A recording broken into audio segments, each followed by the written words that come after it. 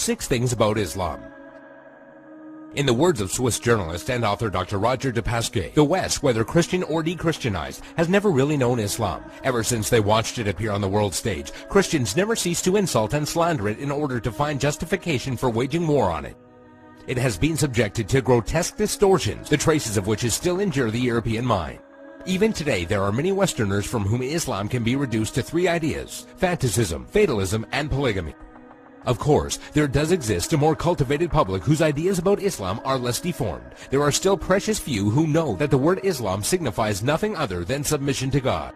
One symptom of the ignorance is the fact that the imagination of most Europeans, Allah refers to the divinity of the Muslims, not the God of the Christians and Jews. They are all surprised to hear, when one takes the trouble to explain things to them, that Allah means God, and that even Arab Christians know him by no other name. 6. Muslims and Jesus. Misconception: Muslims hate Jesus. There are many similarities between the historical reference of Christianity and Islam. Many people are amazed to find out that according to Muslim belief, Jesus is one of the greatest messengers of God. One cannot be a Muslim without believing the virgin birth and the many miracles of Jesus Christ. Jesus is also mentioned in many verses of the Quran and is often used as an example of good virtue and character. However, the main difference between Christianity and Islam is that the Muslims do not believe that Jesus was God. 5. Islamic Jihad. Misconception: Jihad means to fight for the sake of God. The true Arabic meaning of the word jihad is struggle. However, in Islam, it is often used to describe the striving in the way of God. There are many forms of jihad, but most important ones are jihad al-nafs, jihad against oneself, jihad bil-lisan, jihad by being vocal, jihad bil-yad, jihad by using action, and jihad bis-sayf, jihad by using the sword. Each jihad is ranked differently, and it was reported that Muhammad returned from a battle and said, "We have returned from the lesser jihad, going into battle, to the greater jihad, the struggle of the soul." This means that a Muslim struggling against himself and his soul is more important than the jihad of going into war. Another misconception is that only when a person dies in war does that person become a martyr. This is, however, false, and it is believed that anyone doing anything for the sake of God and is killed becomes a martyr. A person who dies while performing pilgrimage in Mecca, a woman who dies while giving birth, or even someone who dies in a car crash while he was on his way to the mosque are all considered martyrs. 4. Muslim savages. Misconception: Muslims are savages and barbaric during war. Quite the contrary. When it comes to the conduct of war, there are 8 rules that every Muslim army must obey. 1. Do not commit treachery. 2. Do not deviate from the right path. 3. Do not mutilate dead bodies. 4. Do not kill children. 5. Do not kill women. 6. Do not kill aged men. 7. Do not harm or burn trees. 8. Do not destroy buildings. During the Crusades, when Saladin defeated the Franks, he honored the defeated Frankish army and supplied them with food.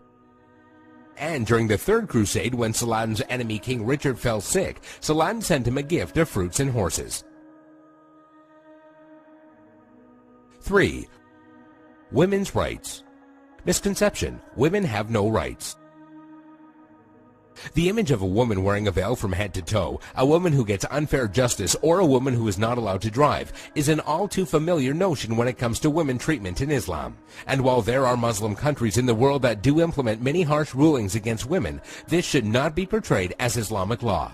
Many of these countries have cultural differences that go against the teachings of Islam.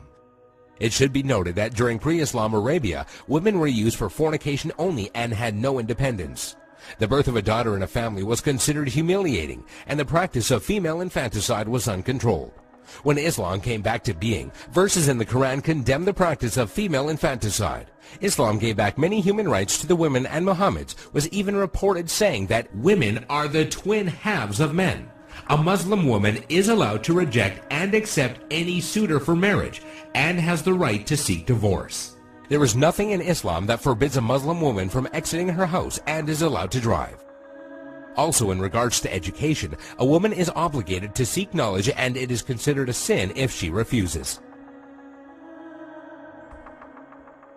2. By the sword. Misconception: Islam was spread by the sword. Historian Delasio Leary states, "History makes it clear, however, that the legend of fanatical Muslims sweeping through the world and forcing Islam at the point of the sword upon conquered races is one of the most fantastically absurd myths that historians have ever repeated. There is no record in history that shows people forced by sword point to convert to Islam. When Islam spread through countries, they would set up private churches and synagogues for the non-Muslims they were governing, and because of the good treatment they had received, they themselves would convert. If one considers the small number of Muslims who initially spread Islam to the west, all the way from Spain and Morocco into the east from India and China, one would realize that such a small group of people could not force others to be members of a religion against their will.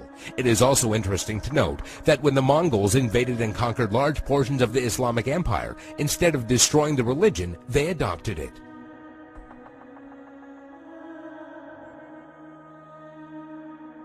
One. Islamic terrorism. Misconception: Muslims are terrorists.